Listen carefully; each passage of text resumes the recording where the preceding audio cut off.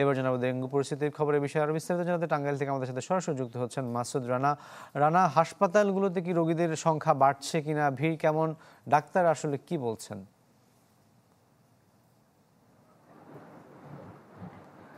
রাকিব, আমি এই মুহূর্তে রয়েছি টাঙ্গাইল 250 শয্যা বিশিষ্ট জেনারেল হাসপাতাল এর 3 তলায় যে মেডিসিন ওয়ার্ড রয়েছে, এই মেডিসিন ওয়ার্ডে আপনাকে একটু জানিয়ে রাখি, গত 1 মাস আগেও কিন্তু 12 জন রোগী এই হাসপাতালে ভর্তি ছিল, কিন্তু চলতি মাসে কিন্তু 2 জন রোগী ভর্তি হয়েছেন এবং অপর একজন রোগী তিনি সুস্থ হয়ে বাড়ি ফিরেছেন। এই গত 2 মাসে বর্তমান এবং গত মাস মিলিয়ে কিন্তু টোটাল 15 জন এই ডেঙ্গু রোগে আক্রান্ত এই হাসপাতালে এসেছেন এবং উপজেলা পর্যায়ে যে উপজেলা স্বাস্থ্য কমপ্লেক্সগুলো রয়েছে সেখানে আমরা খোঁজ নিয়েছি, সেখানে জানতে পেরেছি যে সেখানেও কিন্তু 10 থেকে 12 জন রোগী ভর্তি ছিল এবং তারা সুস্থ হয়ে বাড়ি ফিরেছেন।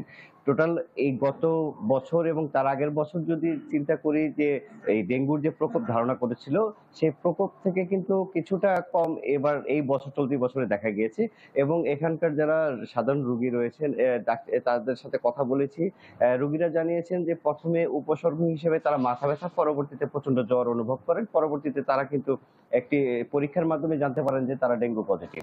এবং এই ডাক্তারদের সাথে কথা বলেছি, ডাক্তাররা জানিয়েছেন যে এই ডেঙ্গু প্রতিরোধে কিন্তু আসলে নিজেদেরকেই সচেতন হতে হবে এবং এই ডেঙ্গুর সবচেয়ে বড় ওষুধ নিজেদের সচেতনতা। নিজেদের সচেতনতা বৃদ্ধি করতে পারলেই কিন্তু এই ডেঙ্গু থেকে মুক্তি পাওয়া যাবে। এবং আমি হাসপাতালে যারা ডেঙ্গু রোগী রয়েছেন তাদের সাথে কথা বলেছি এবং যেখানে দেখেছি যে স্বাস্থ্যবিধি যেটি সেটি কিন্তু তারা মানছেন না এবং এখানে যে হাসপাতালের যে কর্তব্যরত স্টাফ রয়েছেন তারা জানিয়েছেন যে তাদেরকে বারবার বলার পরেও কিন্তু যে যারা ডেঙ্গু রোগী তারা কিন্তু মশারি টানানো সহ অন্যান্য যে স্বাস্থ্যবিধি যেগুলো মানতে তারা নারাজ। এছাড়াও আমি টাঙ্গাইলের যে এই যে 250 শয্যা বিশিষ্ট জেনারেল হাসপাতাল রয়েছে, এখানে টাঙ্গাইলবাসীর দীর্ঘদিনের দাবি ছিল যে ডেঙ্গুর জন্য একটি নির্দিষ্ট আলাদা ওয়ার্ড করার জন্য, কিন্তু এখন পর্যন্ত কিন্তু এখানে নির্দিষ্ট কোনো ওয়ার্ড হয়নি। যে সাধারণ যে রোগীরা রয়েছে মেডিসিনের, সেই রোগীদের সাথে কিন্তু ডেঙ্গু রোগীদের রাখা হয়।